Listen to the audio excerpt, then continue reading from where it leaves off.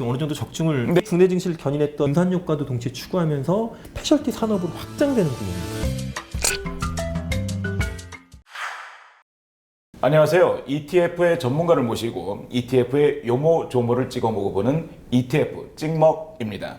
이번에도 ETF 운용사에서 직접 출연하셔서 다양한 ETF 투자 정보를 한입에 먹기 좋게 한아름 싸서 전달해 드리고자 합니다.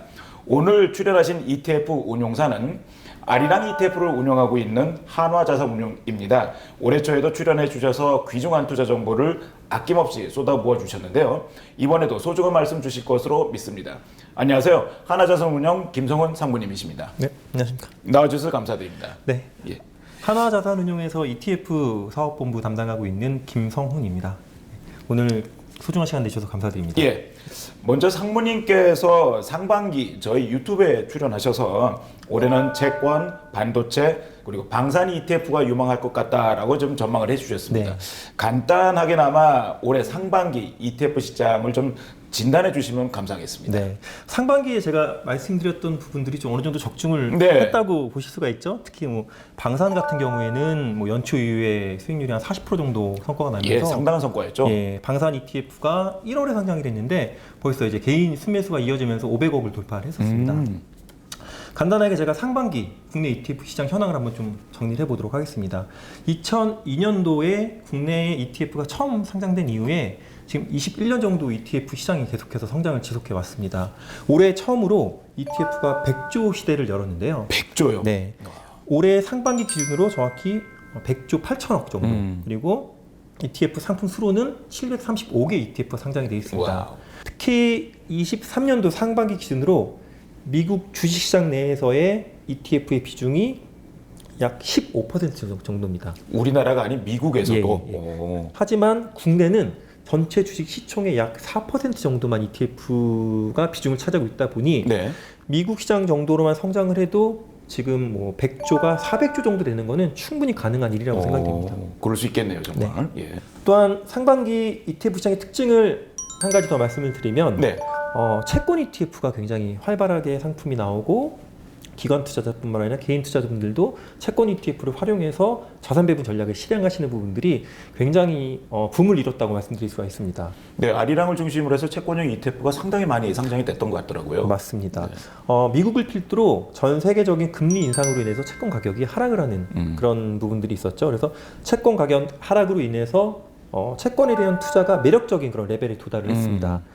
네, 이어서 상반기 국내 증시를 견인했던 테마를 한 3가지 정도 제가 꼽아보도록 네. 하겠습니다. 제가 상반기에 출연했을 때도 조금 말씀드렸던 테마와 조금 이렇게 겹치는 부분들도 있고 네. 새롭게 말씀드리는 부분들도 있는데요. 네. 상반기 국내 증시를 견인했던 주요 산업 3가지 정도 짚어보면 우선 K방산입니다. 방산. 네. 과거 내수 위주의 올드 이코노미라고 여겨졌던 방산이 해외 수출이라는 새로운 성장 모멘텀을 통해서 국내 대표 수출 산업으로 자리매김을 하고 있습니다. 네, 그렇죠. 이제는 반도체와 2차 전지에 이어서 대한민국의 대표 수출 아이템으로 자리 잡은 방위산업에 대해서 국내 대표 방위산업 기업 5개를 좀 비교해 보면 이미 지난해에 수주 잔고가 100조를 넘어섰습니다. 100조를 넘어섰어요. 네. 그리고 특히 올해 5개가 아니라 3개로 좀 좁혀봤을 때 하나 에어로스페이스, 현대로템, 한국항공우주 이렇게 3개로만 좁혀봐도 올해 상반기에 수주 잔고가 50조를 돌파할 정도로 수출적인 측면에 있어서 수혜가 계속해서 이어지고 있는 상황입니다.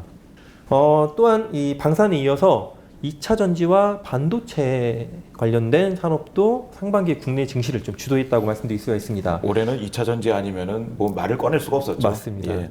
2차 전지는 이제 전지 양극재 소재를 필두로 2023년에 가장 강세를 보인 산업 테마라고 보실 수가 있습니다.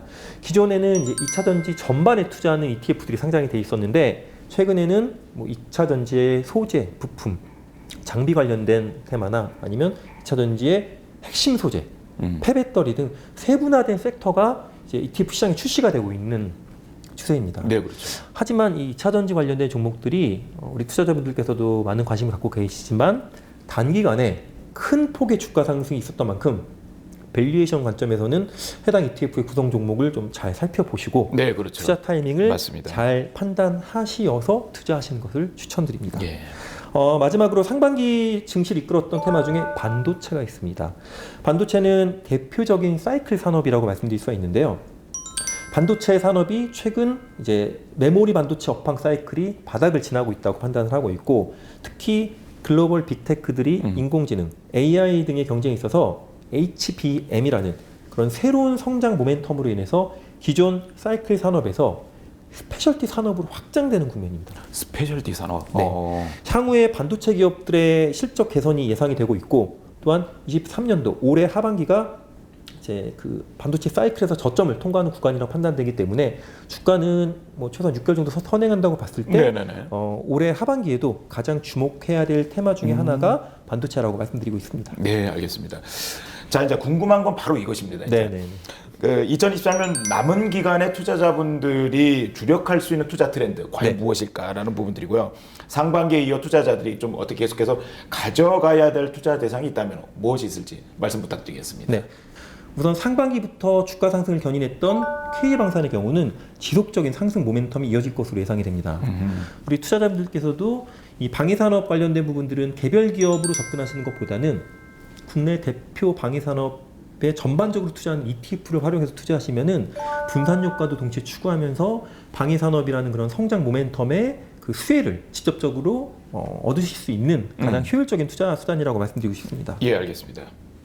그리고 이어서 이제 뭐 미국의 금리 인상이 앞으로 뭐 한 차례, 뭐 많게는 두 차례 정도 예상이 되고 있고, 내년도에는 이제 금리가 동결 또는 이제 하반기부터는 하향될 수 있다는 그런 전망도 나오고 있습니다. 그렇죠. 예. 그리고 금리 인상 시그널이 어느 정도 마무리가 되게 되면 궁극적으로 위험 자산에 대한 투자 비중을 늘릴 수밖에 없고, 위험 자산에 대한 투자 비중을 늘릴 때 가장 수혜를 받을 수 있는 종목은 역시나 미국의 빅테크 종목이라고 말씀드리고 싶습니다. 빅테크. 네. 예.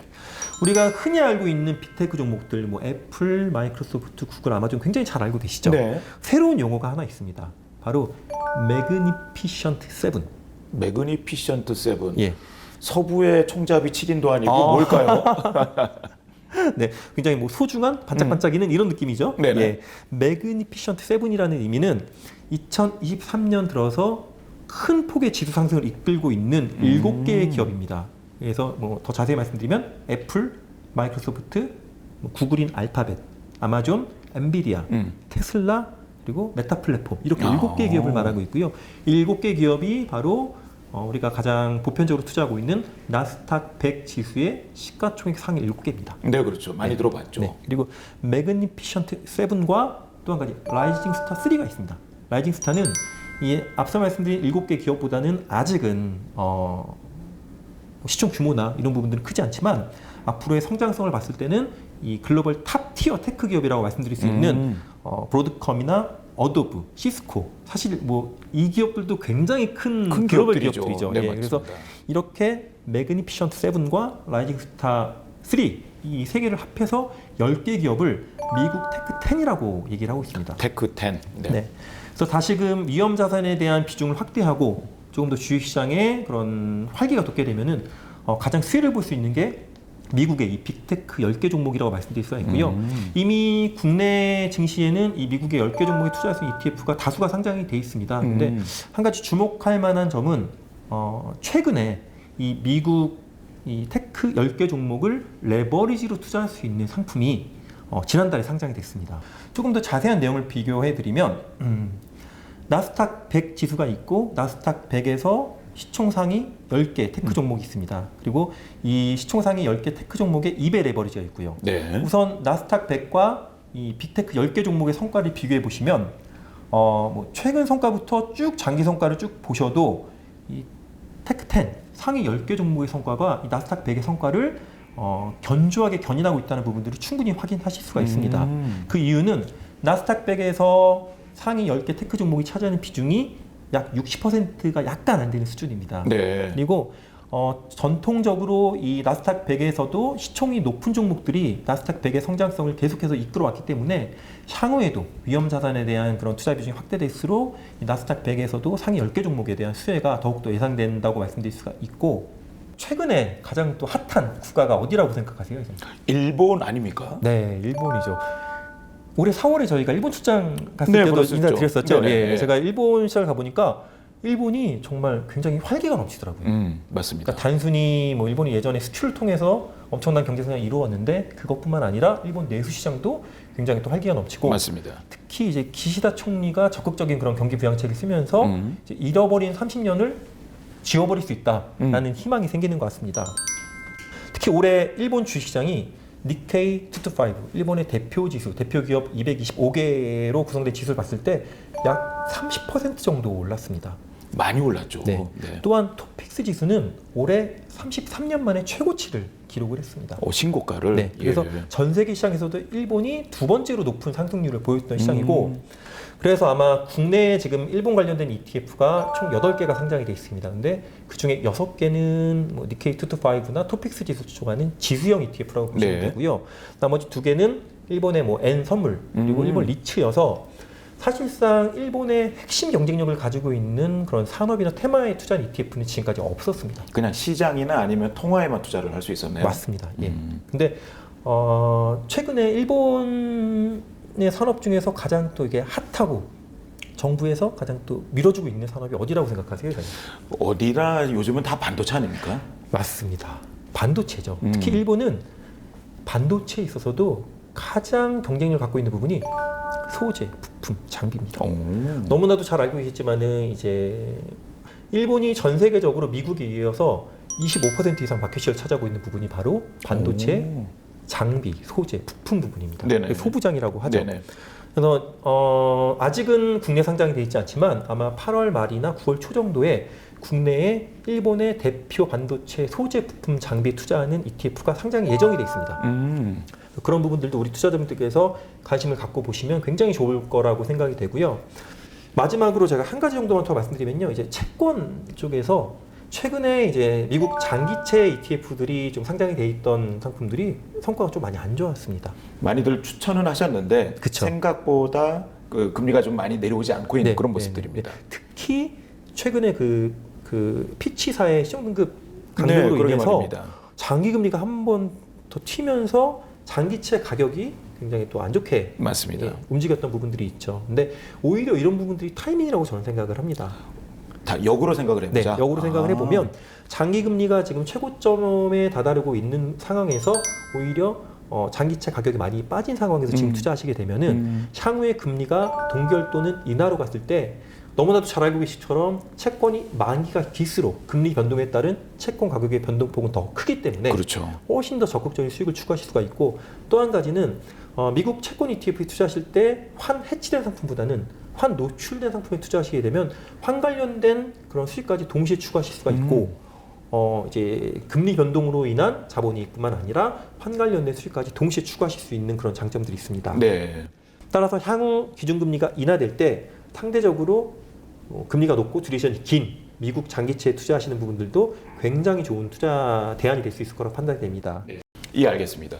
아리랑 ETF에서는 2023년 남은 기간 동안 국내 시장에서는 K방산, 그리고 또 미국에서는 그 테크10, 그리고 또 거기에 관련된 레버리지 상품들, 네. 그리고 또 더군다나 일본 반도체 시장과 그리고 또 채권, 장기채까지도 많이들 추천을 해 주셨습니다. 감사합니다, 상무님. 네. 내년 상반기에 만약 제가 다시 또 출연하게 되면 올해 하반기에 좀 적중했는지 그것도 한번 다시 말씀드리고 싶네요. 다시 한번 짚어봐야 되겠죠. 네. 예, 알겠습니다. 감사합니다. 저희 삼성증권에서는 투자자분들께서 ETF에 대한 시각을 넓히고 그 ETF 투자에 하나라도 도움이 되어 드리고자 ETF 찍먹 시리즈를 기획하고 있습니다. 다음에도 ETF 전문가를 모시고 맛있고 영양가 높은 투자 코스를 준비하도록 하겠습니다. 감사합니다.